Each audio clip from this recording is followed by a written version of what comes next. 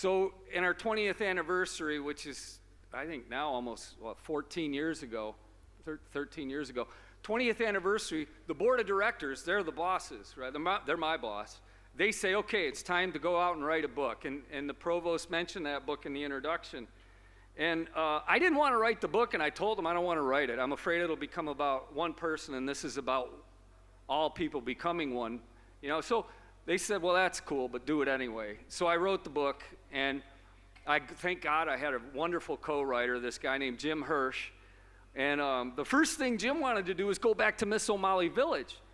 And I was like, no, I'm not going there. No way, I'm not doing that. And I tried to explain why. He debated.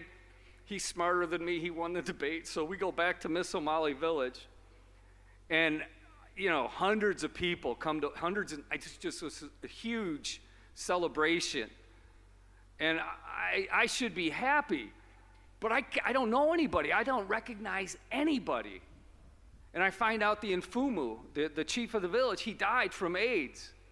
Our construction supervisor, this guy named Gatoma, he's gone. He died from AIDS. His wife died. His 2 little boys died. And I can't find my friend Stephen. And my heart is sinking.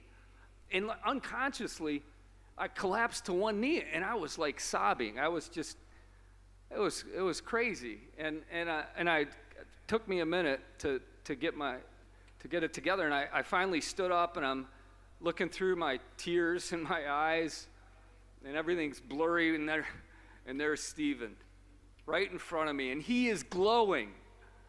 He is the light shining in the darkness. And darkness could not overcome Stephen. He is still there. So he takes me to the center of the village, and I'm completely overwhelmed in a good way this time.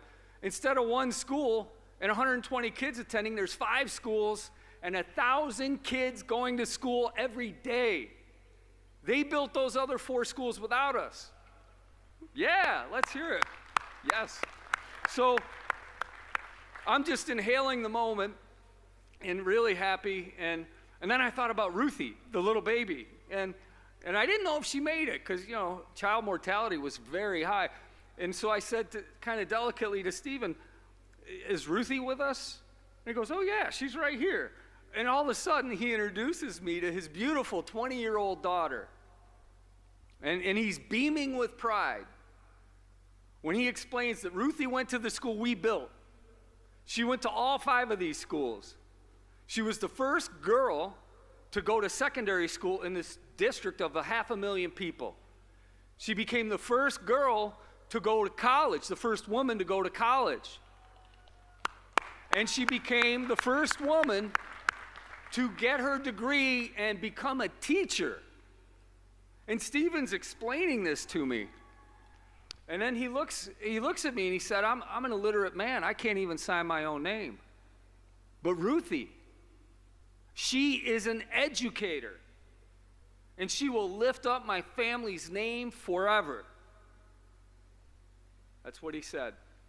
And then he looks at me and he said, you were the ignition.